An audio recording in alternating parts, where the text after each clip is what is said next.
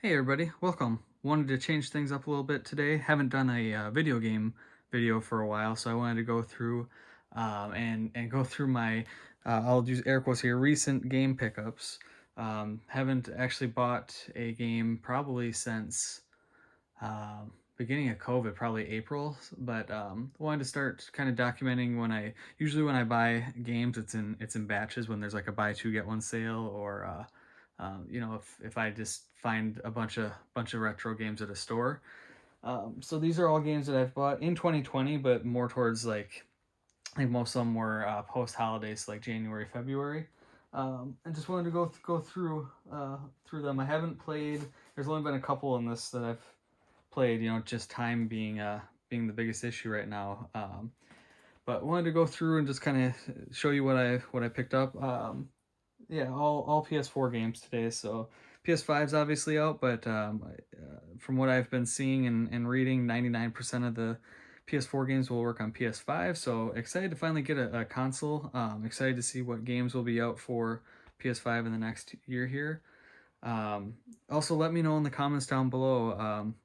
I definitely want to start either streaming or recording some gameplay of these games. So let me know in the comments below, like your top 3 of this list that you'd like to see, and I'll definitely take that into consideration on the priority list. So the one I'm probably most excited for is Dragon Quest Builders 2.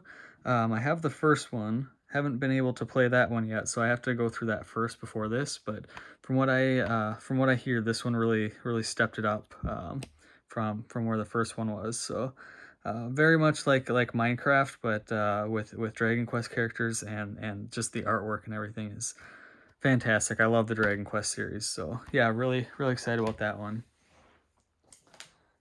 Next one up, I actually did play a little bit. What was that? Probably over Easter with my brother-in-law. Is Death's Gambit.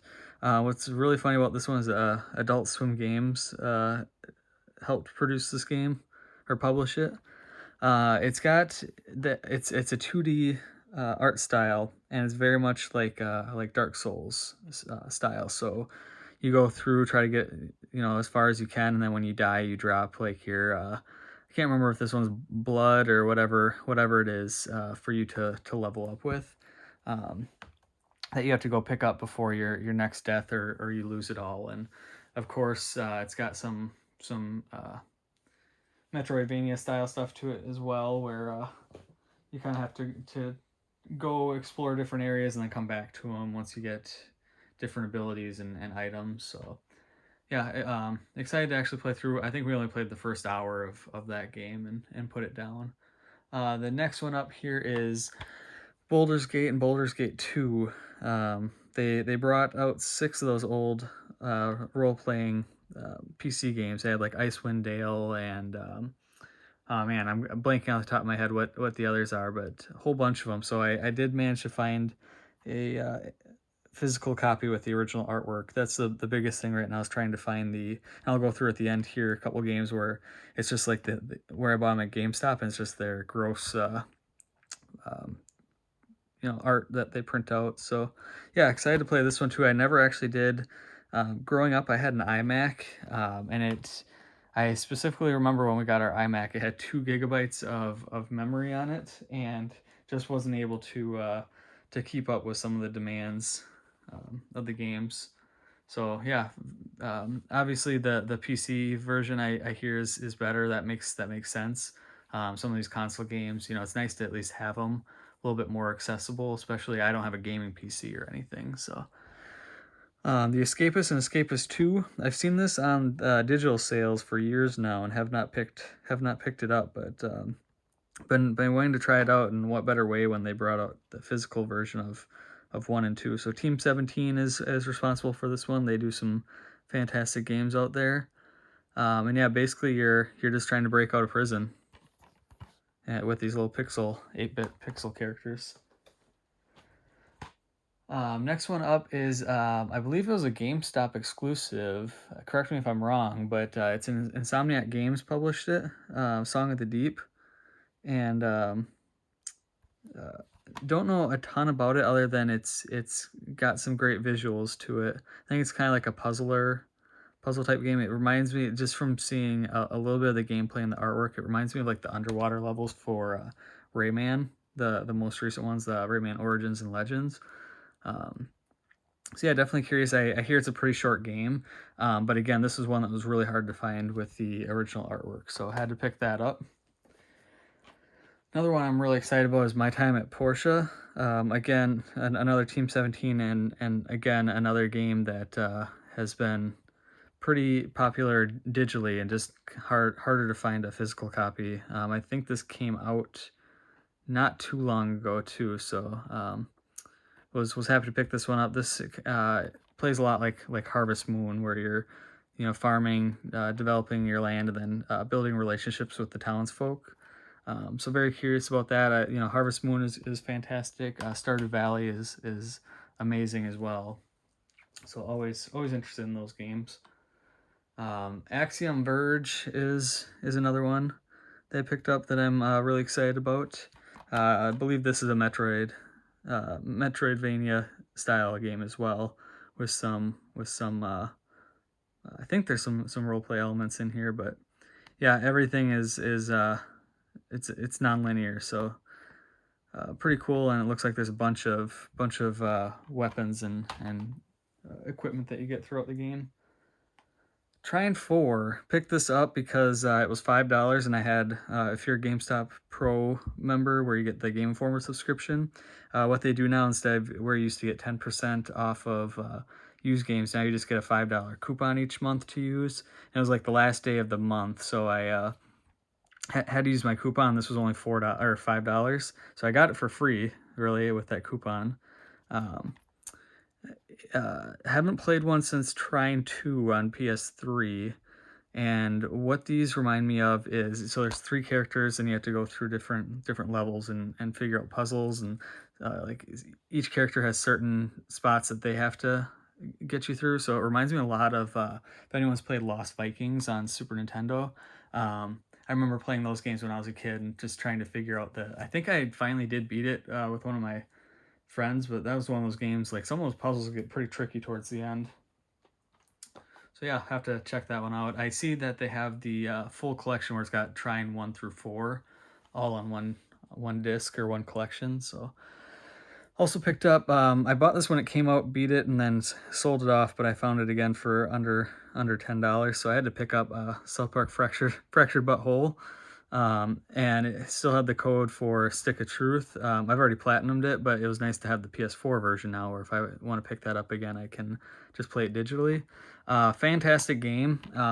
Both Stick of Truth. I think Stick of Truth overall was better, but Fractured Butthole is just as great, and the humor in it, and it's watching the episode, if anyone watches South Park, I mean, you'll recognize like all the superhero characters there, like Cartman's the Coon and Kenny's Mysterion, and I always love Professor Chaos.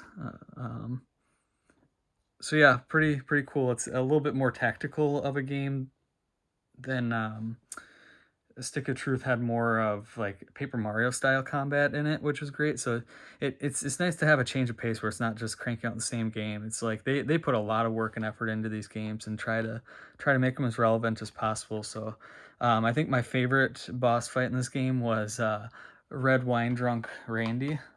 And then yeah, I won't spoil too much, but the next day he like doesn't remember what happened, and yeah, super funny game. Another one, obviously Final Fantasy is my favorite series of all time, so I had to pick up, I had this on PS3, but I do see it has some cross-save functionality, so I'll probably go back and try to platinum Final Fantasy X and X-2 at some point. Final Fantasy X, you have to do that. There's a couple ridiculous trophies on that game, like the one for dodging lightning 200 times. I've never been able to do that, so that'll provide a little bit of a challenge, but always nice to go back and explore. I am probably in the minority that actually like X-2 better than X. I just liked the dress system, or dress sphere system in that game, where you get to like pick your abilities, similar to kind of similar to Final Fantasy IX, where you like pick which ability you want to learn, and then you get as you fight, you get ability points to eventually learn that technique and master the the thing. So yeah, most people like 10 much better and kind of consider 10-2 the ugly like the stepchild, but I preferred it. Plus, it's got, you know, an all female cast, and all those girls are badass. Yuna, Riku, and Pain. They're all badass women. Indivisible, super excited about this one. I didn't know too much about it, but it looks like an action RPG. Um, Again, this is one. Pretty much all these games I found on like a buy two get one, where I got them for under $10. So that's kind of my entry point, where I'm like, you know, I'll eventually get to my backlog. Maybe there'll be like a couple weeks where I take off of work sometime, you know, down the future, or whatever it is, and finally get to play some of these games. But for under $10, you know, some of these are gonna maybe, I guess I don't know this for sure. It's with digital being able to kind of replace some of these physical games. Maybe it won't happen, but I think some of these games will have some long term value as well. Where if I wanted to pick them up in 10 years, maybe they'd be out of my price range. One that comes to mind right now is like Gravity Rush Remastered for PS4. That's like a $70 PS4 game, just because there weren't as many copies produced. So if I can pick up a game for, you know, $10, worst case scenario, I'm out $10, but it's not like I spent 40 or 60 when it was brand new. Like I wait until games are, there's very few games that I buy day one, and if I do, I play them once through and then try to sell them, recoup, you know, as much as I can for them, and then buy them again once they're cheaper. So that's kind of my strategy. Maybe I'll do a video sometime and kind of go through like what I look for in sales and whatnot. Another one that I've been wanting to play for a while is Fate Xtella, the Umbral Star. And what this game kind of reminds me of is like a more of a JRPG style of like Dynasty Warriors, I think. I don't think I've seen any gameplay, but I think I've heard people talk about where there'll be like a ton of enemies on screen, kind of like Dynasty Warriors, where you can like kill 1,000 people in a level. So very like kind of like a hack and slash game.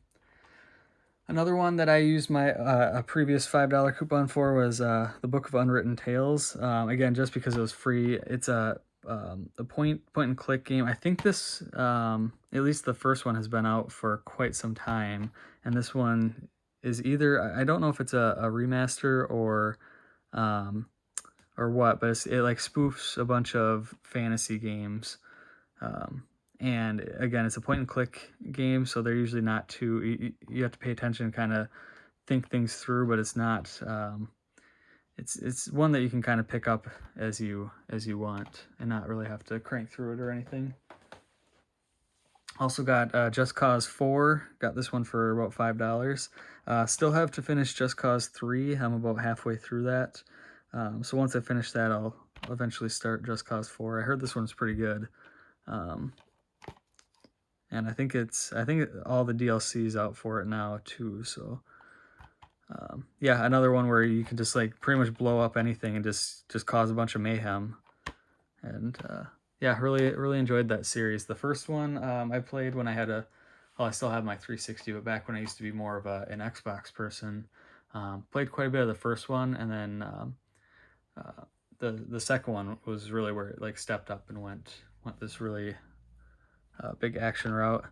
Also got Wolfenstein Youngblood. Still quite a bit behind on Wolfenstein. I finally beat Old Blood, so now I have to go through and do New Order and then Wolfenstein 2.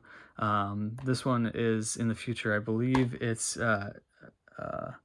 BJ's daughters that are in this one. Yeah, yep, BJ Blazkowicz's twin daughters.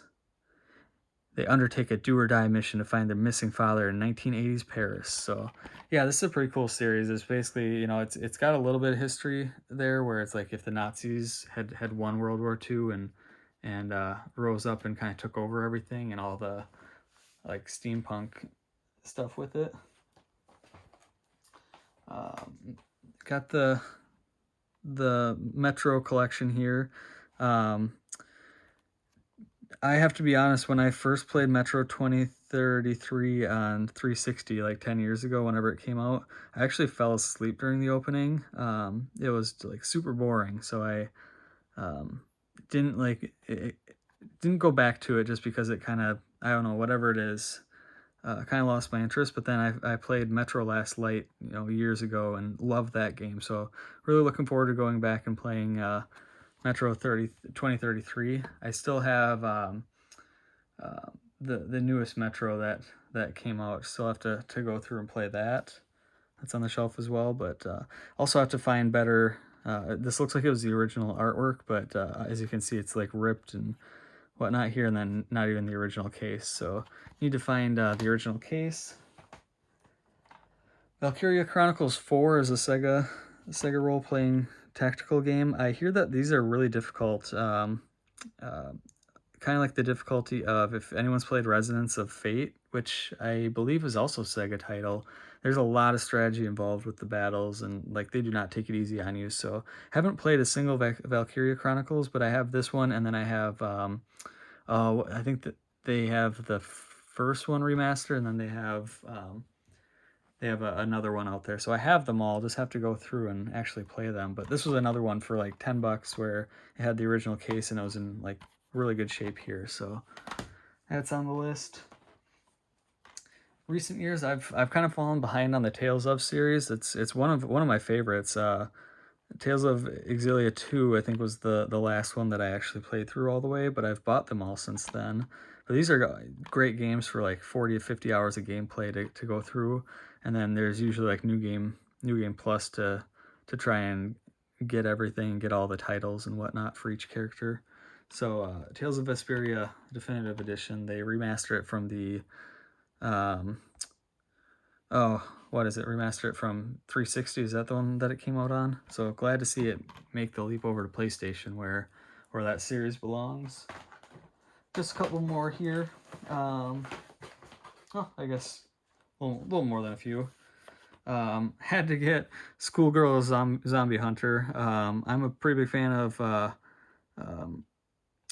what was it? Lollipop Chainsaw a few years back was pretty good, and then the one Chambara, however you pronounce that. These action they remind me a little bit of like Devil May Cry, that kind of speedy battle, but just like ridiculous over the top. So picked that up for pretty cheap. Kingdom Come Deliverance. Heard kind of mixed reviews on this. I hear it's really almost like a PS2 style game. But I've heard that the story is pretty good, and this is the Royal Edition. It was only $1 more, and it comes with all the DLC. There's a whole bunch. Hey, you can see 1, 2, 3, 4, 5 DLC expansions on here, so picked that up as well. Soul Calibur VI is another series that I've played for a long time, ever since Soul Calibur 1 on the Dreamcast. Really enjoyed Soul Calibur 2, and then 3 is kind of where they changed the formula.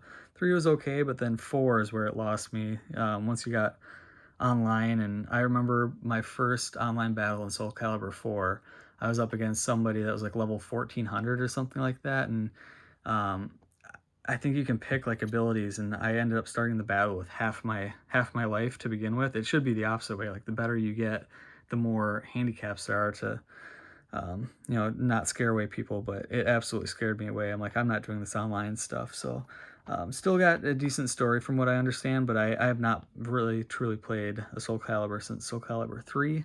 So excited to hop back into that. Also picked up Dark Souls Remastered. I'm glad I didn't pick this up day one for $40 because it pretty quickly went down below $20, and then I bought it on a buy two get one. So I got it for about, I think it was about $14 overall. So still haven't beat it on PS3. These are games that I've never been good at, and tend to rage quit. I think Dark Souls was the one that I broke one of my PS3 controllers because I just had to smash it after I died 16,000 times. Summon Night 6. I hear that this is a pretty good game. This is like for a PS4 game to come with. It's got this big, huge manual like the old school RPGs did. That's how I usually judge an RPG is, does it come with the manual and how big? Like this thing weighs like a pound. But yeah, I think this is a long time series, and the first one I believe that came out to PS4 here and in North America. So excited to play that as well. And then saved these four for the last because I don't have any of the original cases. These are the ugly GameStop ones I was talking about, and I especially loathe these red cases. I have like 3 PS3 games that have the red case, and they're the bane of my collection right now. So yeah, I got Yakuza Kiwami 2 and Yakuza 6, so I need to find... haven't played any of the Yakuzas, but I own them all, so just need to start playing through them. I hear that the new one coming out looks pretty good. Also picked up Natural Doctrine, which is, I believe, another kind of tactical role-playing game with a lot of strategy to it. I hear that this game is like over 100 hours long, so I'm not sure how much I'll get into it. I'm a little bit of a completionist, and I do not have the time for 100-hour plus games anymore. That's just a little unrealistic, unfortunately. So still want to find the original artwork for it, because I don't think they made too many copies on the PS4. And the last one here is Days Gone for PS4. I heard great things about this one.